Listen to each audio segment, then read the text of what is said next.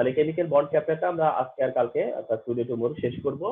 তো chemical bond আমরা কোনো পয়েন্টই ছেড়ে কথা বলবো না, হয়তো একটু র্যাপিড যাব, বাট সব পয়েন্টেই টাচ করবো। তো কেমিক্যাল বন্ড যদি কি হোয়াট ইজ কেমিক্যাল বন্ড জানতে চাওয়া হয় তাহলে তোমরা এইভাবে বলে থাকো বইয়ের ল্যাঙ্গুয়েজে attraction force, the attraction force. তো এটা হচ্ছে একটা অ্যাট্রাকশন ফোর্স। তার মানে হচ্ছে কেমিক্যাল বন্ডটা হচ্ছে আসলে কি জানো, ওয়ান টাইপ অফ ফোর্স।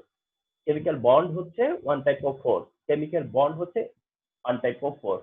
যেমনি আমরা বলি না যে ইন্টারমলিকুলার ফোর্স, ঠিক না? আমরা অনেক সময় বলি যে ইন্টারমলিকুলার ফোর্স, ইন্টারমলিকুলার ফোর্স। তো ইন্টারমলিকুলার ফোর্স মানে ইন্টারমলিকুলার বন্ড। তো ফোর্স ডিফাইন করতেছে bond.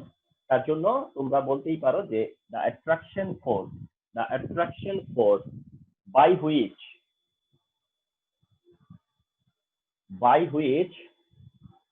two atoms join each other বা join together is called chemical bond. Chemical bond. তো এটা কেমিক্যাল বন্ডের ডেফিনেশন আসে না, বাট তারপরেও তো না নলেজে সবকিছুই থাকতে হবে। কেমিক্যাল বন্ড হোয়াট ইজ বললে the attraction force by which two atoms join together. কি হয়, দুইটা অ্যাটম জয়েন করে যে ফোর্সের সাহায্যে, সেটাই হচ্ছে গিয়া কেমিক্যাল বন্ড। Chemical bond. এখন কথা হচ্ছে যে why chemical bond are form, যে কেন কেমিক্যাল বন্ড ফর্ম করে, ঠিক না? তো আমাদের এটা বেসিক নলেজ এগুলো, যে কেন কেমিক্যাল বন্ড ফর্ম করে, যে why chemical bonds are form, কেন কেমিক্যাল বন্ড ফর্ম করে। তো সেই জায়গাতে আমরা বলে থাকি যে নাম্বার ওয়ান যেটা, সেটা হচ্ছে যে একটা ফ্যাক্টর হচ্ছে গিয়া স্ট্যাবিলিটি ফ্যাক্টর। একটা হচ্ছে গিয়া স্ট্যাবিলিটি ফ্যাক্টর, অর্থাৎ কেন কেমিক্যাল বন্ড ফর্ম করে তার একটা হচ্ছে তোমার স্ট্যাবিলিটি ফ্যাক্টর। কারণটা হচ্ছে যে যারা ইনার্ট গ্যাস এরা হচ্ছে স্টেবল, যারা ইনার্ট গ্যাস তারা হচ্ছে স্টেবল। তো ইনার্ট গ্যাস স্টেবল, অর্থাৎ শুধুমাত্র ইনার্ট গ্যাস স্টেবল। আর ইনার্ট গ্যাসটা হচ্ছে মনো অ্যাটমিক, মনো অ্যাটমিক। তাহলে ইনার্ট গ্যাস যারা তারা হচ্ছে মনো অ্যাটমিক। দ্যাট মিনস ইনার্ট গ্যাসেরই কি হয় না, কখনোই একটা আরেকটার সাথে অ্যাড হয় না, যারা কিনা মনো অ্যাটমিক। কারণ তারা একটা আরেকটাকে, একটার প্রতি আরেকটার কোনো অ্যাট্রাকশন কাজ করে না, তাদের মধ্যে কোনো অ্যাট্রাকশন ফোর্স কাজ করে না। কেন? কারণ তারা একজন আরেকজনকে অ্যাট্রাক্ট করেই না। আর না করার কারণটা হচ্ছে because they are stable, they are stable. তো ইনার্ট গ্যাসটাই হচ্ছে 118 এলিমেন্টের মধ্যে এই ইনার্ট গ্যাসটাই হচ্ছে স্টেবল। তো তাদের মতো স্টেবল হতে চাওয়ার একটা টেন্ডেন্সি থাকবে, করে কেমিক্যাল বন্ড ফর্ম করে। কারণ কেমিক্যাল বন্ড ফর্ম করতে গেলে তারা ওই ইনার্ট গ্যাসের ইলেকট্রনিক কনফিগারেশনটা গেইন করে। তো stability is one of the main reason যে কি কারণে কেমিক্যাল বন্ড ফর্ম করে। সেকেন্ডটা হচ্ছে গিয়া, এটা হচ্ছে একটা টেন্ডেন্সি, এটা হচ্ছে গিয়া কি টেন্ডেন্সি, অর্থাৎ এই টেন্ডেন্সিটা ইউ ক্যান সে যেটা একটা হচ্ছে নর্মাল টেন্ডেন্সি বা ন্যাচারাল টেন্ডেন্সি বা একটা স্পন্টেনিয়াস টেন্ডেন্সি আর কি, যেটা একটা ন্যাচারাল টেন্ডেন্সি, ন্যাচারাল একটা টেন্ডেন্সি আছে তাদের মধ্যে। অর্থাৎ এলিমেন্টের সাথে এলিমেন্টের, অ্যাটমের সাথে অ্যাটমের, সাবস্টেন্সের সাথে সাবস্টেন্সের অ্যাড হওয়ার একটা টেন্ডেন্সি আছে, অ্যাড হওয়ার টেন্ডেন্সি আছে। তবে এই অ্যাড হওয়ার টেন্ডেন্সিটা অনেকটা ডিপেন্ড করে হচ্ছে গিয়া কিসের উপরে। যেমন হচ্ছে অ্যাড হওয়ার টেন্ডেন্সিটা কাজ করবে কেমন ভাবে, সেটা হচ্ছে যে ধরো একটা মেটাল অন্যটা নন মেটাল, তাহলে একটা মেটাল আর একটা হচ্ছে নন মেটাল, নন মেটাল। তাহলে মেটালের সাথে নন মেটাল যাদের ক্যারেক্টার কি অপোজিট ক্যারেক্টার, তো মেটালের সাথে নন মেটালের অ্যাড হওয়ার একটা ন্যাচারাল টেন্ডেন্সি আছে। অর্থাৎ সোডিয়ামের সাথে ক্লোরিন অ্যাড হবে, সেটা তাদের মধ্যে একটা ন্যাচারাল টেন্ডেন্সি কাজ করে, যে সোডিয়াম এন্ড ক্লোরিন একজন আরেকজনের সাথে অ্যাড হবে, সেটা একটা ন্যাচারাল টেন্ডেন্সি কাজ করে। তো এটা একটা টেন্ডেন্সি অলসো, মানে কেমিক্যাল বন্ড ফর্ম করা অ্যাটমদের একটা টেন্ডেন্সি, কেমিক্যাল বন্ড ফর্ম করা অ্যাটমদের একটা টেন্ডেন্সি। যেমন তোমরা আয়রনকে যদি রেখে দাও, আয়রন ওয়াটার আর অক্সিজেন মিলে কি হয়, ফেরিক অক্সাইড আর হচ্ছে ওয়াটার, তাই না? তাহলে এই আয়রন অক্সিজেন ওয়াটার মিলে যখন ফেরিক অক্সাইড আর ওয়াটার প্রডিউস করে, এই রিঅ্যাকশনটা কি স্পন্টিনিয়াস, বলা যেতে পারে যে এটা একটা স্পন্টিনিয়াস রিঅ্যাকশন। তো এই যে ধরো এই রিঅ্যাকশনটা যেটা একটা স্পন্টিনিয়াস রিঅ্যাকশন, তো এইখানে আয়রন কি হচ্ছে, অক্সিডাইজ হচ্ছে। তো এই যে এই আয়রনের অক্সিডাইজ হওয়ার কি আছে, একটা টেন্ডেন্সি আছে বলেই কিন্তু এমনটা হচ্ছে। তো দ্যাট এইটা একটা রিজন যে টেন্ডেন্সি, তো স্টেবিলিটি একটা রিজন, টেন্ডেন্সি হচ্ছে একটা রিজন, স্টেবিলিটিও রিজন এন্ড টেন্ডেন্সিও রিজন। এগুলো হচ্ছে রিজন যে কেন কেমিক্যাল বন্ড ফর্ম করে, এটা হচ্ছে, এগুলো হচ্ছে রিজন। এবার আমরা কেমিক্যাল বন্ড আন্ডারস্ট্যান্ডিং এর জন্য তোমাদেরকে একদম বেসিক থেকে আমি চ্যাপ্টারটা যদি দেখাই, তাহলে একটা বেসিক টার্মস এর হেল্প মানে আগে থেকেই জানা থাকতে হয়। একটা হচ্ছে ভ্যালেন্স শেল, একটা হচ্ছে ভ্যালেন্স ইলেকট্রন, আরেকটা হচ্ছে ভ্যালেন্সি। তাহলে valence shell, valence electron and valency এর প্রপার আইডিয়া থাকতে হয়। Valency shell, valence electron and valency এদের প্রপার আইডিয়া থাকতে হয়। Valence shell at first, valence shell, okay. তাহলে এখন তোমরা যদিও তোমাদের লেভেলে এসে বলা হয় যে outer most shell, outer most shell, যদিও তোমরা বলে থাকো যে ভ্যালেন্স শেল হচ্ছে outer most shell, valence shell কোনটা, সেটা হচ্ছে outer most shell. Outer most shell এটা বলো ঠিকই, বা আউটার মোস্ট শেল এটা বলো ঠিকই, তবে এটা একেবারে অ্যাকুরেট হয় না একটা সেন্সে। কারণ যখন তোমার যাদের কিনা 3D 1 থেকে 10 আর 4S 1 থেকে 2, তাদের এটা কিন্তু ভ্যালেন্স শেল। অর্থাৎ 3D 1 থেকে 10 আর 4S 1 থেকে 2, এরা কারা জানো, এরা হচ্ছে ট্রানজিশন এলিমেন্ট। তো যারা ট্রানজিশন এলিমেন্ট তাদের ভ্যালেন্স শেল কি, তাহলে যারা ট্রানজিশন এলিমেন্ট তাদের ভ্যালেন্স শেল কি, তাদের ভ্যালেন্স শেল কিন্তু together, 3D 4S together, 3D and 4S together.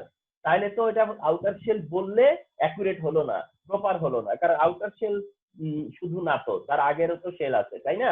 তো দ্যাট ভ্যালেন্স শেল বলতে আউটার মোস্ট শেলকে কনসিডার করা যায়, বাট অল টাইম না। Outer most shell most of the time, not all time. তার কারণে তোমার হচ্ছে গিয়া যেটা বলা যেতে পারে যে এটা অনেকটা হলো কি জানো, ভাইস ভার্সা টাইপের। এটা একটা ভাইস ভার্সা টাইপের, কেমন হবে, যেমন তোমাকে যদি বলা হয় ভ্যালেন্স শেল কি, তখন তুমি বলবা যে যেখানে ভ্যালেন্স ইলেকট্রন থাকে। আবার ভাইস ভার্সা তোমাকে যদি বলে ভ্যালেন্স ইলেকট্রন কি, তাহলে তুমি বলবা যে ইলেকট্রন ভ্যালেন্স শেলে থাকে। তার মানে এটা হইতেছে কি জানো, নিজেকে বাঁচানোর উপায়। তাহলে ভ্যালেন্স শেল কি, যেটা যে মানে যে শেলগুলোতে ভ্যালেন্স ইলেকট্রন থাকে। আবার তোমাকে বললাম যে তাহলে ভ্যালেন্স ইলেকট্রন কি, তাহলে তুমি বলবো যে ভ্যালেন্স শেলে যে ইলেকট্রন থাকে, তাহলে সেটা হচ্ছে ভ্যালেন্স ইলেকট্রন। অ্যাকচুয়ালি এটাই valence shell and valence electron, okay. তবে এটা অন্যভাবে ডিফাইন করা যেতে পারে, সেটা হচ্ছে এরকম যে the outermost orbital or their penultimate orbital। Sir 3D আর 4S একসাথে কি করে ব্যালেন্স শেল হয়? এইটাই তো কথা যে এই জন্যই তো প্রবলেমটা হয়ে গেল, যে তোমার 3D আর মানে ডি ব্লক এলিমেন্ট যারা, তাদের ব্যালেন্স শেল কি, ডি ব্লক এলিমেন্টের তাহলে ব্যালেন্স শেল কি, ঠিক না? ডি ব্লক এলিমেন্টের ব্যালেন্স, তুমি যখন মনে করো কথার কথা ক্রোমিয়াম 24, তুমি দেখাবার যে dot dot dot 4s1 3d5। আচ্ছা, তাহলে ক্রোমিয়ামের জন্য যদি তোমার কাছে জানতে চাওয়া হয় ব্যালেন্স ইলেকট্রন কত, ইউ মাস্ট সে 6। তোমার অবশ্যই বলতে হবে যে ক্রোমিয়ামের ব্যালেন্স ইলেকট্রন কত, 6। তাহলে ক্রোমিয়ামের ব্যালেন্স ইলেকট্রন যদি 6 হয়, তাহলে ব্যালেন্স ইলেকট্রনের ডেফিনেশন কি, যে ভ্যালেন্স শেলে যে কয়টা ইলেকট্রন থাকে, ভ্যালেন্স শেলে যে নাম্বার অফ ইলেকট্রন থাকে সেটা হচ্ছে গিয়া ভ্যালেন্স ইলেকট্রন। এখন তুমি যখন বললা যে ভ্যালেন্স ইলেকট্রন 6, তার মানে ভ্যালেন্স শেলে কয়টা ইলেকট্রন আছে, 6 electron, and this is why এটাকে বলা হয় ভ্যালেন্স শেল, ওকে। তার মানে 4s and 3d টুগেদার হচ্ছে ভ্যালেন্স শেল। এইভাবে বলতে হবে। এই জন্য আমার ডেফিনেশনটা ফলো করো। The outermost orbitals or their penultimate orbitals are known as valence shell.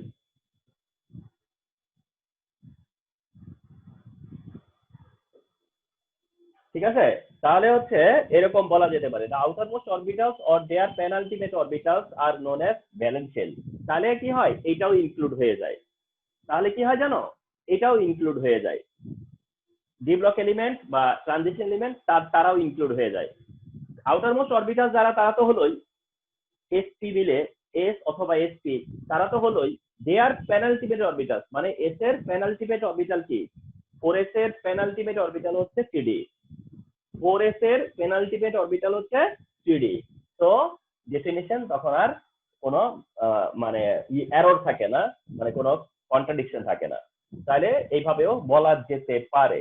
তো outermost shell orbitals, outermost orbitals হতে পারে অথবা তাদের পেনাল্টিমেট অরবিটালস হতে পারে। এটাই হচ্ছে গিয়ে তোমার ভ্যালেন্স শেলের ডেফিনেশন। তাহলে আর ওই যে যেটা আমরা মানে ডিবেট যেটা নিয়ে যে 3d 4s যখন আউটার মোস্ট শেল আমরা বলি কি করে, তো দ্যাট তখন এই ভ্যালেন্স শেলের ডেফিনেশনটা এভাবে দেয়া যেতে পারে। আচ্ছা, ভ্যালেন্স ইলেকট্রন আর ভ্যালেন্স ইলেকট্রন নিয়ে আমাদের কোনো আর্গুমেন্ট নাই। ভ্যালেন্স ইলেকট্রন নিয়ে কোনো আর্গুমেন্ট নাই। দ্য নাম্বার অফ ইলেকট্রনস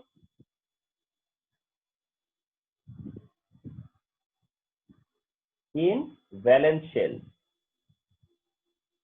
তো এটা নিয়ে আমাদের কোনো আর্গুমেন্ট নাই। The number of electron in valence shell, অর্থাৎ ভ্যালেন্স শেলে যে কটা ইলেকট্রনই থাকুক না কেন, সেটাই হচ্ছে গিয়ে ভ্যালেন্স ইলেকট্রন। আরেকদিকে valency, valency, what is valency, that time valency যদি বলি আমরা, তো ভ্যালেন্সি ডেফিনেশন হচ্ছে এরকম, the number of electron, the number of electron or 8 minus or less than 8 electrons in valence shell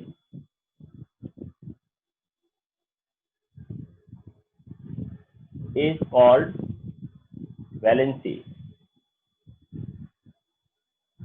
ঠিক আছে, তো ভ্যালেন্সি হচ্ছে এটা, দ্য নাম্বার অফ ইলেকট্রন হতে পারে অর লেস দেন 8 ইলেকট্রন, অর্থাৎ যে কটা ইলেকট্রন সেই কটা ইলেকট্রনই, অথবা কি হতে পারে, less than 8 electron, less than 8 electron, the number of electron or less than 8 electron, the number of electron or less than 8 electron in valence shell is called valency.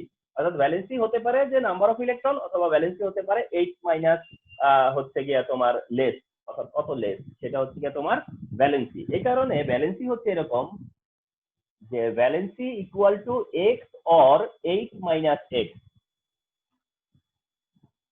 valency is equal to x or 8 minus x, x or 8 minus x। okay, so valency consider হবে x or 8 minus x, আর এই x হচ্ছে valence electron, আর এই 8 হচ্ছে কি valence electron, x হচ্ছে valence electron, x কি valence electron. তার মানে ভ্যালেন্সি ইকুয়াল টু x, তার মানে valence electron equal to valency, valency equal two valence electron or 8 minus x, অর্থাৎ 8 এর থেকে ভ্যালেন্স ইলেকট্রন বাদ দিলে যেটা থাকবে সেটা ভ্যালেন্সি, এটা ভ্যালেন্সি। তো এইটা হচ্ছে ভ্যালেন্সির রিয়েল অবজারভেশন বা real meaning.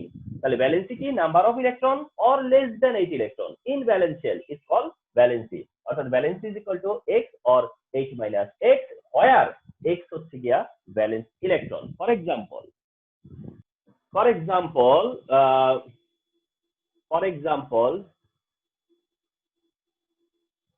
Okay, one by one. Suppose তোমার হচ্ছে একদম স্টার্টিং এ কি sodium 1s2 2s2 2p6 3s2 3s1, তাহলে সোডিয়ামের ভ্যালেন্সি কত 1, valence electron 1, valency 1, valence electron also 1। অন্যদিকে ক্লোরিন 17, যেটা 1s2 2s2 2p6 3s2 and cp5, so that এটার ভ্যালেন্স ইলেকট্রন হচ্ছে 7, বাট ভ্যালেন্সি হচ্ছে কত ওয়ান, অলসো ওয়ান। তার মানে এটাতে এক্স সরাসরি ওয়ান। এবার এক্স হচ্ছে ডিরেক্ট ওয়ান, এক্স হচ্ছে ডিরেক্ট ওয়ান, ঠিক আছে? তো এখানে এক্স হচ্ছে ডিরেক্ট ওয়ান, অর্থাৎ ভ্যালেন্স ইলেকট্রন ওয়ান, আবার valency is equal to one. আর এইটাতে এক্স ইকুয়াল টু সেভেন, এখানে x equal to seven, but valency equal to হচ্ছে 8 মাইনাস 7, দ্যাট ইজ অলসো 1। তাহলে তোমরা এটা খুবই অর্ডিনারি একটা কেস, এটা তোমরা জানতা, এমনি জানতা। তো ভ্যালেন্স ইলেকট্রন কি হতে পারে? Valence electron equal to valency হতে পারে, অর্থাৎ valence electron equal to valency হতে পারে, বা ভ্যালেন্সি ভ্যালেন্স ইলেকট্রন ইকুয়াল হতে পারে, নয়তো ভ্যালেন্সি ইকুয়াল হতে পারে 8 minus valence electron, 8 minus valence electron, তাহলে সেটাই হচ্ছে ভ্যালেন্সি।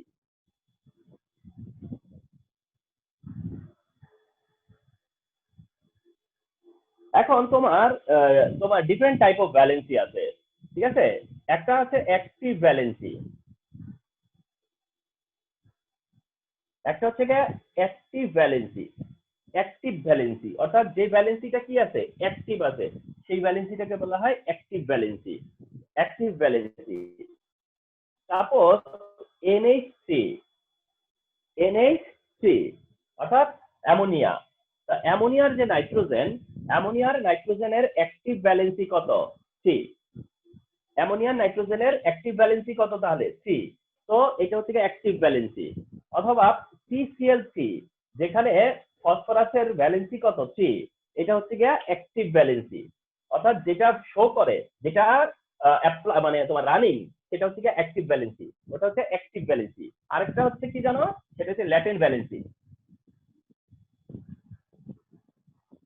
Latent valency. তো ল্যাটেন্ট ভ্যালেন্সি, ল্যাটেন্ট ভ্যালেন্সিটা কি তোমরা জানো হয়তো, যে ল্যাটেন্ট ভ্যালেন্সি হচ্ছে maximum valency minus active valency, ঠিক আছে? তো ল্যাটেন্ট ভ্যালেন্সি কি? সেটা হচ্ছে maximum valency minus active valency. Maximum valency minus হচ্ছে তোমার অ্যাক্টিভ ভ্যালেন্সি। ফর এক্সাম্পল যেটা বললাম যে কার্বন মনোক্সাইড, সাপোজ যে কার্বন মনোক্সাইড, তাহলে কার্বনের ল্যাটেন্ট ভ্যালেন্সি কত? কার্বন মনোক্সাইড, এখন কার্বনের ল্যাটেন্ট ভ্যালেন্সি কত? কার্বনের ম্যাক্সিমাম ভ্যালেন্সি হচ্ছে 4, আর কার্বন অক্সিজেন শেয়ার করছে 2টা ইলেকট্রন, তাহলে শো করছে কত? 2। তাহলে শো করেনি কত? 2। তাহলে 2 হচ্ছে তার ল্যাটেন্ট ভ্যালেন্সি, 2 হচ্ছে ল্যাটেন্ট ভ্যালেন্সি। মনে করো PCl3, এটার কথাই আসো।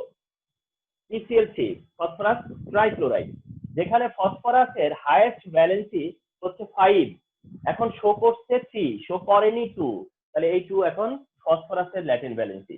তাহলে এগুলো হচ্ছে ল্যাটেন্ট ভ্যালেন্সি, অর্থাৎ ল্যাটেন্ট ভ্যালেন্সি হচ্ছে যে ভ্যালেন্সিটা শো হয় না, সেটা হচ্ছে গিয়া ল্যাটেন্ট ভ্যালেন্সি। তাহলে একটা হচ্ছে অ্যাক্টিভ ভ্যালেন্সি, আরেকটা হচ্ছে তোমার ল্যাটেন্ট ভ্যালেন্সি।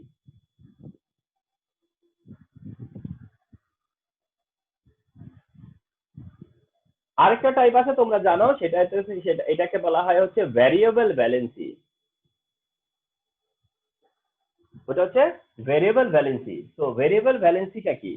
ভেরিয়েবল ভ্যালেন্সি কি? ভেরিয়েবল ভ্যালেন্সি কি তোমরা জানো, যে ভেরিয়েবল ভ্যালেন্সির খুব কমন এক্সাম্পল যে ফসফরাসের C5, phosphorus C5, because phosphorus PCl3 ও ফর্ম করে, আবার PCl5 ও ফর্ম করে, যেটা থেকে বোঝা যায় যে সেটা ফসফরাসের C5।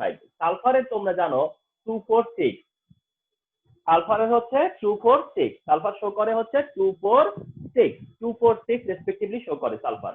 তো সালফার যে 246 শো করে, তার এক্সাম্পল হচ্ছে হাইড্রোজেন সালফাইড, এখানে শো করছে কত? 2। সালফার ডাইঅক্সাইড, এখানে শো করছে কত? 4। আর সালফিউরিক অ্যাসিড, এখানে শো করছে কত? 6। তার মানে সালফার কত শো করে? 246। তো সালফারের ভ্যারিয়েবল ভ্যালেন্সি হুইচ ইজ 246। তো ফসফরাস শো করে হচ্ছে C5, এন্ড সালফার শো করে হচ্ছে গিয়া 246, সালফার শো করে হচ্ছে 246। এর বাইরে ট্রানজিশন মেটাল যারা আছে তাদের একটা কমন নেচারই হচ্ছে গিয়া ভেরিয়েবল ভ্যালেন্সি। যারা ট্রানজিশন মেটাল তাদের একটা কমন নেচারই হচ্ছে ভেরিয়েবল ভ্যালেন্সি। যেমন আয়রনের কত? 2 3, আয়রনের 2 3, ferrous chloride, ferric chloride, ferrous chloride, ferric chloride. So আয়রনের এটা কি একটা মানে আয়রন বা যারা ট্রানজিশন আছে, ট্রানজিশনের একটা ক্যারেক্টারিস্টিক হচ্ছে এটা, ট্রানজিশনের একটা ক্যারেক্টারিস্টিকই হচ্ছে যে এরা ভেরিয়েবল ব্যালেন্সই শো করে, নয়তো এরা ট্রানজিশনই হতে পারে না। ওকে, যারা ট্রানজিশন এলিমেন্ট, যত ট্রানজিশন এলিমেন্ট আছে সবারই কি আছে এরকম ভ্যারিয়েবল ব্যালেন্সই আছে। কপার যে আছে না 1 and 2, কপার যে আছে 1 and 2, তো কপার কি আছে কিউ প্লাস আছে কিউ প্রিক আছে, অর্থাৎ কপারের 1 and 2, তো এটাও কপারের ভ্যারিয়েবল ব্যালেন্সই, মানে কপারও শো করে এটা। সাপোজ কিউ প্লাস অক্সাইড একটা এক্সাম্পল আছে, আবার কিউ প্রিক অক্সাইড এটাও একটা এক্সাম্পল আছে। কিউ প্লাস অক্সাইডের এক্সাম্পল আছে, কিউ প্রিক অক্সাইডের এক্সাম্পল আছে। কিউ প্লাস অক্সাইড যখন তখন copper plus 1, cupric oxide যখন তখন copper plus 2।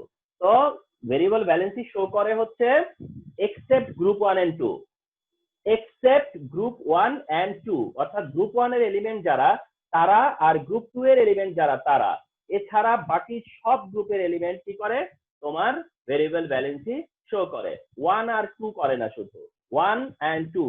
That means sodium potassium rubidium, ওদিকে ক্যালসিয়াম ম্যাগনেসিয়াম স্ট্রনসিয়াম, এই যে দুইটা গ্রুপ, এই দুইটা গ্রুপ শুধুমাত্র ভেরিয়েবল ব্যালেন্সই শো করে না, আর সব গ্রুপের এলিমেন্টই ভেরিয়েবল ব্যালেন্সই শো করে।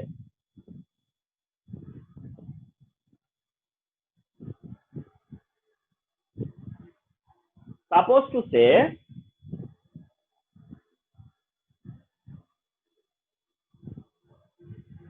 explain that NCl5 doesn't form but PCl5 is formed. ওকে, খুব ইম্পর্টেন্ট একটা কোশ্চেন যে NCl5 ফর্ম করে না বাট PCl5 প্রডিউস করে। তাহলে নাইট্রোজেন পেন্টাক্লোরাইড করে না, বাট ফসফরাস পেন্টাক্লোরাইড ফর্ম করে। নাইট্রোজেন পেন্টাক্লোরাইড প্রডিউস করে না, বাট ফসফরাস পেন্টাক্লোরাইড প্রডিউস করে। হোয়ারএস নাইট্রোজেনের ভ্যালেন্স ইলেকট্রন হচ্ছে 5, ফসফরাসের ভ্যালেন্সি অলসো 5, মানে ভ্যালেন্স ইলেকট্রন 5। তাহলে নাইট্রোজেনের ভ্যালেন্স ছেলেও 5টা ইলেকট্রন আছে, ফসফরাসের ভ্যালেন্স ছেলেও তোমার 5টা ইলেকট্রন আছে, বাট নাইট্রোজেন NCl5 শো করতে পারতেছে না, কিন্তু ফসফরাস 6 PCl5 ফর্ম করতে পারে। তো এটা কেন হয়, এমনটা কেন হয়? সেটা হচ্ছে যে তোমার নাইট্রোজেন যে 7 তার electronic configuration 1s2 2s2 2px 2py 2pz 111।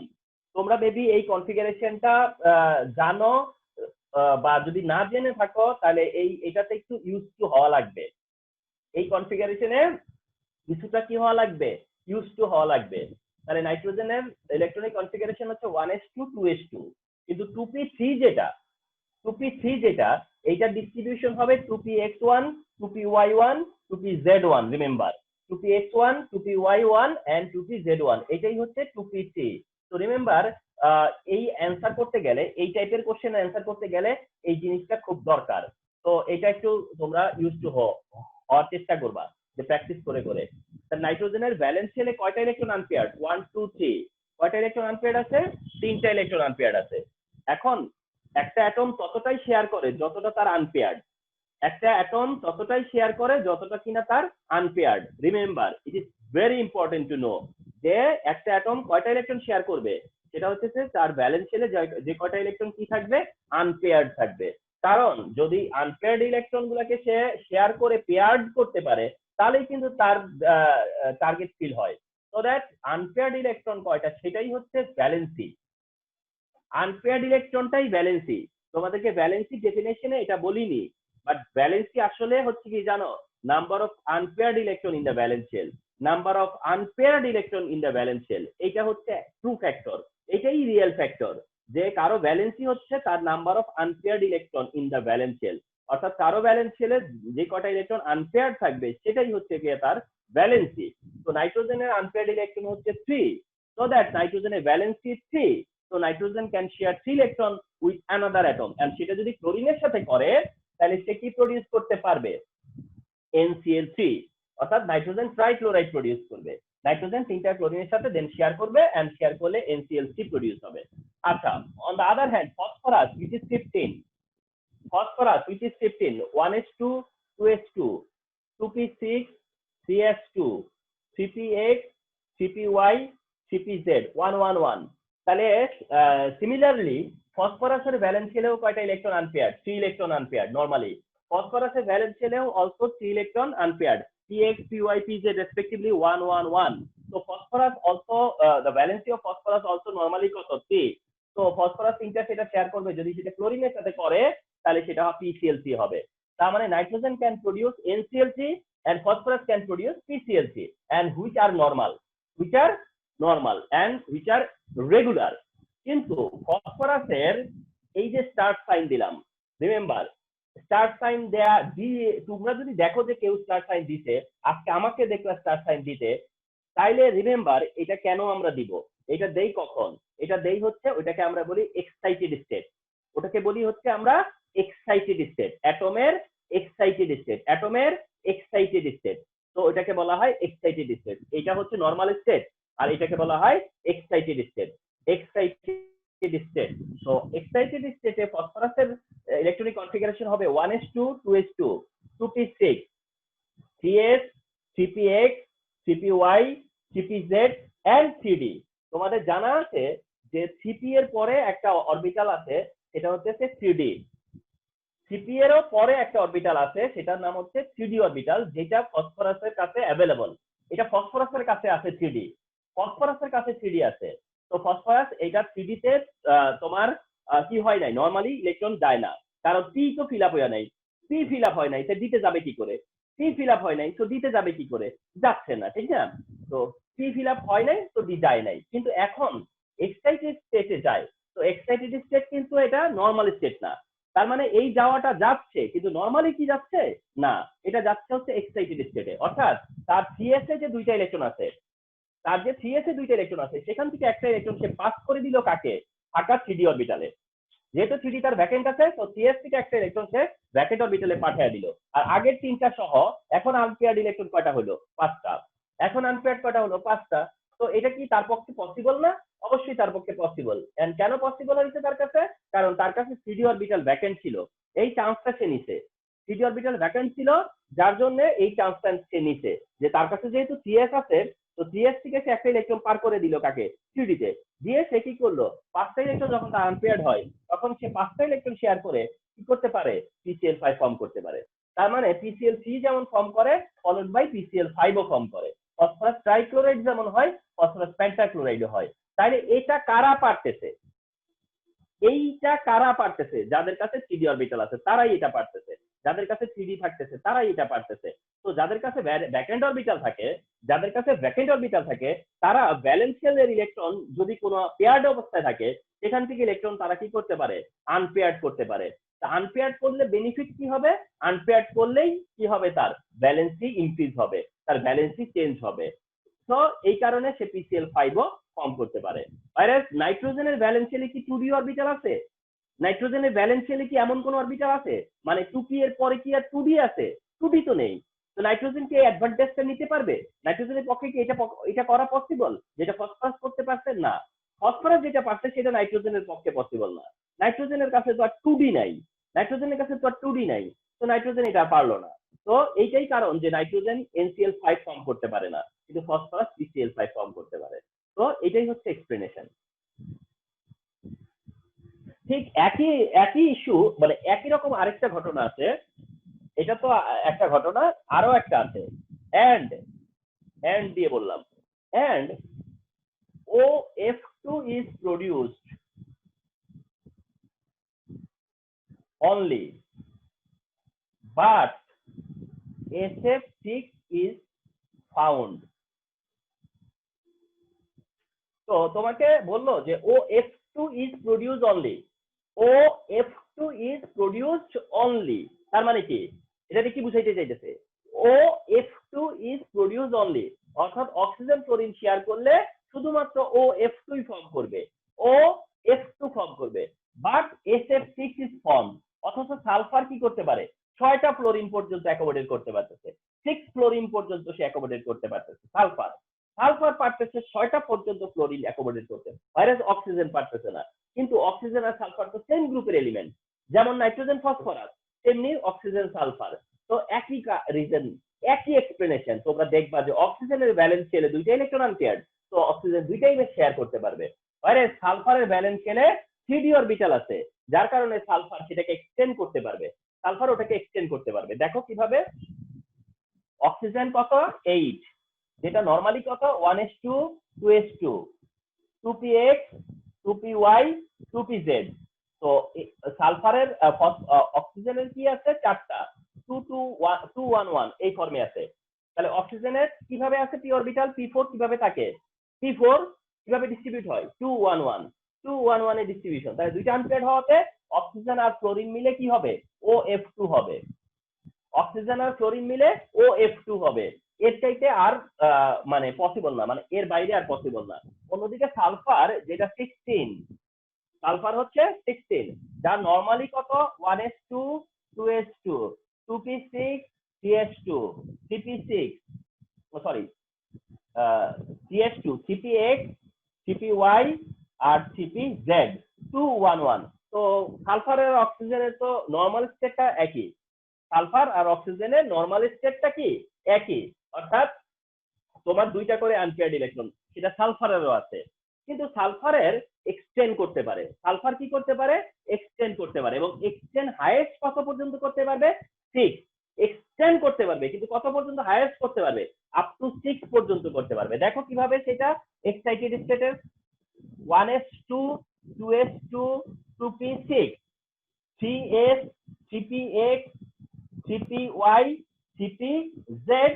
এবার আসো 3d তে, 3d তে এবার দেখো তার ভ্যালেন্সিয়ালে কিন্তু দুইটা ইলেকট্রন ছিল, লোন পেয়ার অথবা পেয়ার, দুইটা পেয়ার ছিল তার, দেখছো দুইটা পেয়ার, 3s এরও পেয়ার 3px এরও পেয়ার। সে যদি মনে করে এইখানে দুইটা আনপেয়ার ছিল, pypz এর আনপেয়ার ছিল, সে প্রথমবার কি করছিল এই px থেকে যে দুইটা তার একটা 3d তে পাঠিয়ে দিতে,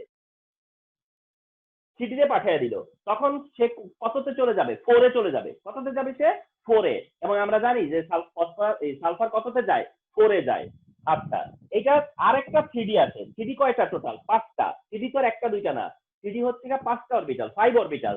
এখন এই sp কেও তো একটা ইলেকট্রন কোথায় নিয়ে যাওয়া যায়, আরো একটা 3d তেও আমি নিতে পারি, অপশন ক্রিয়েট করতে পারতেছি আরো একটা, যে 3sp কেও আমি আরো একটা 3d তে নিয়ে গেলাম। তাহলে আলটিমেট টোটাল আনপেয়ার্ড কটা হলো 6টা, 6টা পসিবল হইল।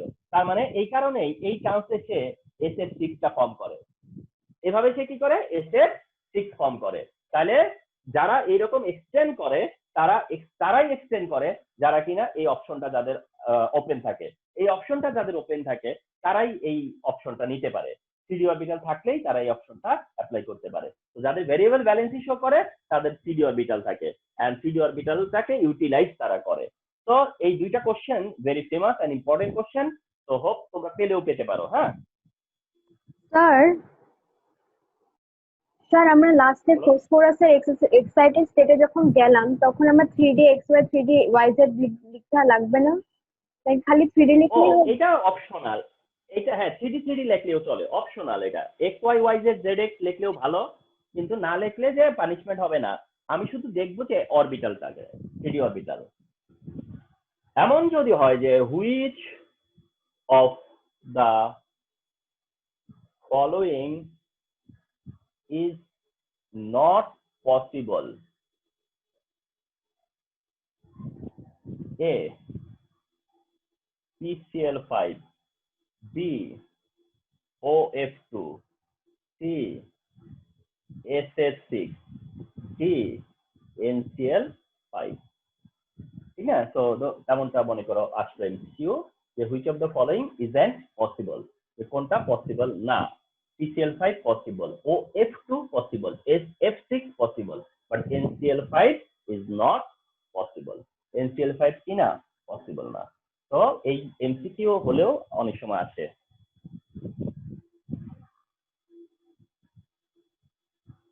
এখন তোমাদের একটা ভাবনা আসে নাই, কিন্তু আমি তারপরেও শেয়ার করি যে এটা কেন হয়, মানে এই 5 6 2 4 6 এটা কেন হয়, এটা হয় কেন তোমরা খেয়াল করছো যে এইটা যখন ফসফরাস করছে PCl3, ফসফরাস করছে PCl5, সালফার করছে SF4, সালফার করছে SF6, অথবা এই চেঞ্জটা কার সাথে করে, অক্সিজেনের সাথে হলেও তো করে না, তার সাথে করে অক্সিজেনের সাথে। তাহলে এই কাজটা যে ফসফরাস যে C5 শো করে অথবা সালফার যে 246 শো করে, হ্যাঁ 246 শো করে, এটা তখনই করে যখন তার এগেইনস্টে ক্লোরিন থাকে অক্সিজেন থাকে, ক্লোরিন থাকে বা অক্সিজেন থাকে, তখন এই কাজটা করে তারা। আর এরা তখনই কিন্তু এই কাজটা করে যখন কিনা কি তোমার হচ্ছে গিয়া ক্লোরিন বা অক্সিজেন থাকে, কিংবা ফ্লোরিন অক্সিজেন থাকে। এইটা হয়। যেমন ইভেন হাইড্রোজেনের সাথে, যেমন সালফার H2S করছে, তাই না? সালফার হাইড্রোজেনের সাথে কয়টা হাইড্রোজেনের সাথে শেয়ার করতেছে? 2টা হাইড্রোজেনের সাথে। সালফার কয়টা হাইড্রোজেনের সাথে শেয়ার করছে? 2টা হাইড্রোজেনের সাথে। দেখো সালফার কিন্তু 246 শো করে, কিন্তু সেটা কার সাথে শো করে না? হাইড্রোজেনের সাথে শো করে না। হাইড্রোজেনের সাথে কি শো করে? সে করে না। ফসফরাস CH3 ফর্ম করে, অথচ ফসফরাস 5 তার পসিবল, কিন্তু সে কিন্তু সেটা কার সাথে করে না? হাইড্রোজেনের সাথে করে না। এগুলো খেয়াল করতে হয়, যেটা তো সে হাইড্রোজেনের সাথে করতেছে না, তার অ্যাবিলিটিটা সে কিন্তু হাইড্রোজেনের সাথে করতেছে না। হাইড্রোজেনের সাথে দেখো সে কত শো করতেছে? 2, আর সে কত শো করতেছে? 3। অর্থাৎ নর্মাল যেটা সেটাই শো করতেছে হাইড্রোজেনের সাথে। তার মানে এই যে মানে তোমার হচ্ছে কি, এই যে এক্সটেনশন গুলা হয়, এক্সটেনশন গুলা কখন হয়? যখন ক্লোরিন বা অক্সিজেন থাকে তখন হয়, ঠিক না? তখন হয়, অন্য সময় কিন্তু হচ্ছে না। এটার কারণটা কি? এটার কারণটা হচ্ছে যে এইটা এই কাজটা করতে ইনফ্লুয়েন্স করে এরা, এই কাজটা করতে এরা ইনফ্লুয়েন্স করে। কেন? কারণ এরা হাইলি ইলেকট্রোনেগেটিভ,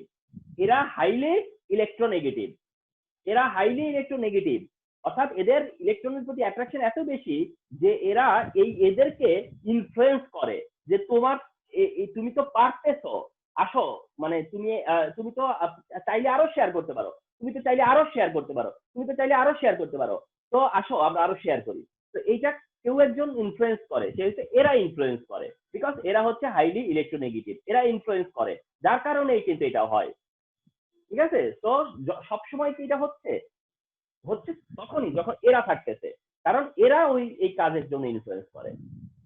তো আমরা জানলাম, অনেক আলোচনাই হইলো এর মধ্যে দিয়ে valence shell, valence electron, followed by হচ্ছে ভ্যালেন্সি, এবং ভ্যালেন্সি বলতে যে বেশ কিছু পয়েন্ট আমরা এখানে ইন্ট্রোডিউস করাতে পারলাম, তাই তো? ভ্যালেন্সি বলতে যে। আচ্ছা, তো এখন তোমার এবার হচ্ছে ধরো টাইপস অফ, যেটা বলা হয় কেমিক্যাল বন্ড,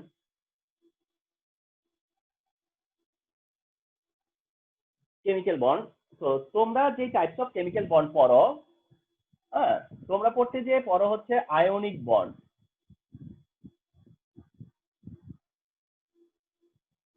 তোমরা পড়ো হচ্ছে আয়নিক বন্ড। কিছু বলে রাখি, আয়নিক বন্ডটা আসলে হচ্ছে ইলেকট্রোভ্যালেন্ট বন্ড। ঠিক আছে? তো যেটা আয়নিক বন্ড ওটা হচ্ছে ইলেকট্রোভ্যালেন্ট, আয়নিক বন্ড আসলে হচ্ছে ইলেকট্রোভ্যালেন্ট। ওকে, ইলেকট্রোভ্যালেন্ট। আর নাম্বার 2 হচ্ছে কোভ্যালেন্ট।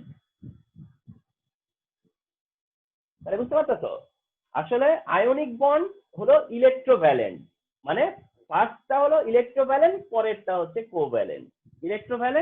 কোভ্যালেন্ট। আচ্ছা, নাম্বার 3 মেটালিক বন্ড। হচ্ছে মেটালিক বন্ড। তাহলে ionic bond, electrovalent bond, covalent bond and metallic bond. ঠিক আছে? এর মধ্যে একটা কেমিক্যাল বন্ড আছে যেটা তোমাদের সাথে ইন্ট্রোডিউস করানো হয় না, সেটা হলো কি coordinate bond, coordinate covalent bond. ঠিক আছে? তো একটা বন্ড তোমাদের থেকে বাইরে রাখা আছে, একটা বন্ডকে তোমাদের থেকে এটা বাইরে রাখা আছে, সেটা হচ্ছে কোঅর্ডিনেট কোভ্যালেন্ট বন্ড। আদারওয়াইজ তোমরা 3টা বন্ড দেখো, ionic bond, electrovalent bond, covalent bond and হচ্ছে মেটালিক বন্ড। আরেকটা বন্ড তোমাদের থেকে মানে তোমাদেরকে এটা ইনক্লুড করে নেই, সেটা হচ্ছে কোঅর্ডিনেট কোভ্যালেন্ট বন্ড হচ্ছে অ্যানাদার টাইপ অফ বন্ড।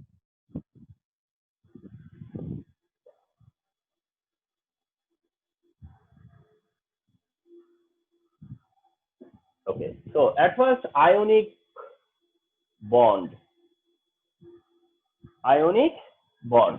তো যদি আয়নিক বন্ড কি ডিফাইন করতে বলে যে what is ionic bond, what is ionic bond, তাহলে অ্যান্সারটা কি হয়? ঠিক আছে, অনেকভাবে এই এমন একটা ডেফিনেশন আয়নিক বন্ড যেটা অনেকগুলো ওয়েতেই দেওয়া যায়। আয়নিক বন্ডের ডেফিনেশন ডিফারেন্ট ওয়েতে দেওয়া যায়। তো এটা আমার রাইট নাও যেভাবে মাইন্ডে আসতেছেন সেভাবেই বলি যে when two opposite ions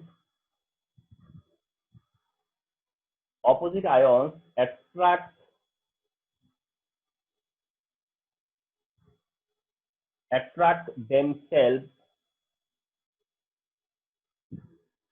and join together,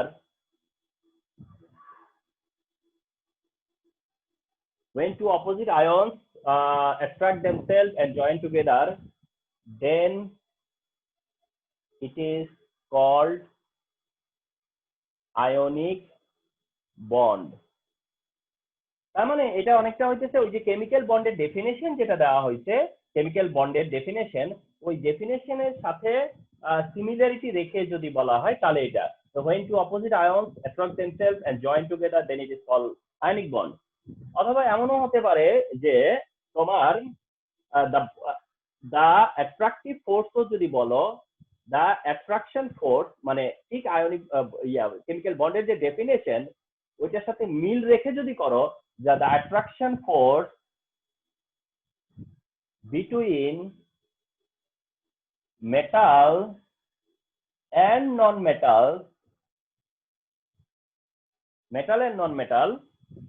is called ionic bond. এটা বলা যেতে পারে, তবে এটা মানে কন্ট্রাডিক্ট, মানে এটা একেবারে মানে পারফেক্ট হবে এমনটা না। কারণটা হচ্ছে যে এখানে একেবারেই ফিক্স করে দেওয়া হয়েছে যে মেটাল আর নন মেটাল, এটা হচ্ছে ফিক্স করে দেওয়া মেটাল আর নন মেটাল, তাতে কিছু ডিস্টারবেন্স আছে। ডিস্টারবেন্স হচ্ছে কপার 2+ এর সাথে সালফেট 2- এর মধ্যে যে অ্যাট্রাকশনটা বা অ্যাট্রাকটিভ ফোর্স হবে সেটাও কিন্তু আয়নিক বন্ড। কপার 2+ এর সাথে সালফেটের মধ্যে কপার 2+ আর সালফেট এর মধ্যকার যে অ্যাট্রাকশন ফোর্স এটাও কিন্তু আয়নিক বন্ড, দ্যাট টাইম কিন্তু এটা মেটাল নন মেটাল হয়, ঠিক আছে। কিন্তু অ্যামোনিয়াম ক্লোরাইড যেটা, সেখানে অ্যামোনিয়াম পজিটিভ ক্লোরাইড নেগেটিভ, সেখানে কিন্তু আবার কোনো মেটাল নাই, এখানে কোনো মেটাল নাই, তারপরেও কিন্তু এটা আয়নিক বন্ড, তার জন্য ওই প্রথমটাই কারেক্ট যে অপোজিট আয়নের মধ্যে যে অ্যাট্রাকশন ফোর্স সেটা হচ্ছে কি আয়নিক বন্ড। অপোজিট আয়নের মধ্যে হয় সো আয়নিক বন্ড, অলদো এটা মেটাল এন্ড নন মেটালের মধ্যেই মোস্ট অফ দ্য টাইম হয়, ঠিক আছে। সো এই জন্য অনেক সময় বলা যেতে পারে যে metal and non metal. Okay, remember এটা অ্যামোনিয়াম ক্লোরাইডের মধ্যেও প্রেজেন্ট থাকে হচ্ছে গিয়ে কি বন্ড, আয়নিক বন্ড। অ্যামোনিয়াম ক্লোরাইডের মধ্যেও বন্ড প্রেজেন্ট হচ্ছে গিয়ে আয়নিক বন্ড প্রেজেন্ট থাকে। So what is ionic bond বললে, আয়নিক বন্ডের ডেফিনেশনের পরে দেন হচ্ছে তোমার আয়নিক কম্পাউন্ড। তাহলে আয়নিক বন্ড প্রেজেন্ট থাকে যে সকল কম্পাউন্ডে তারাই ionic compound. Ionic bond present থাকলে তারাই ionic compound. Ionic bond present আছে ionic compound, sodium chloride common ionic compound, magnesium oxide ionic compound, calcium sulphate ionic compound, etcetera. তো এগুলো হচ্ছে আয়নিক কম্পাউন্ড, হিসেবে আয়নিক কম্পাউন্ড, ঠিক আছে।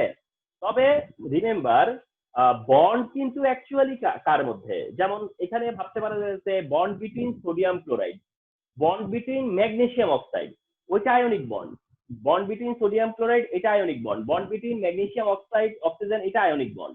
কিন্তু এখানে ক্যালসিয়াম সালফেট, তাহলে তো এখানে ক্যালসিয়ামের সাথে সালফেটের যে অপোজিট আয়নের মধ্যে এটা একটা অ্যাট্রাকশন, সেই হিসেবে এটা আয়নিক বন্ড।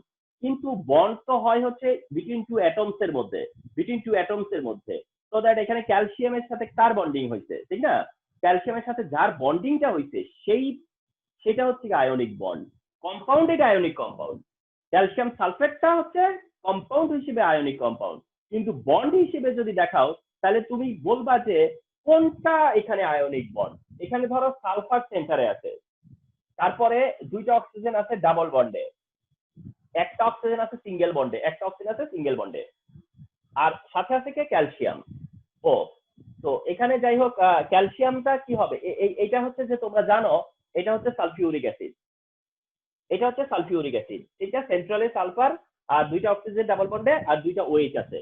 তো ক্যালসিয়ামের কাজ কি, এই হাইড্রোজেন আর এই হাইড্রোজেনকে সাবস্টিটিউট করা, এই দুইটা হাইড্রোজেনকে সাবস্টিটিউট করা, এটাই হচ্ছে ক্যালসিয়ামের কাজ। এবং দুইটা হাইড্রোজেনকে সাবস্টিটিউট করে একা ক্যালসিয়াম আসছে, সিঙ্গেলি ক্যালসিয়াম আসছে। তো সেই কারণে এটা স্ট্রাকচার দেখানোটা একটু কমপ্লিকেটেড হয়ে যাচ্ছে, যে এইখানেও ক্যালসিয়ামের হাত ওখানেও ক্যালসিয়ামের হাত।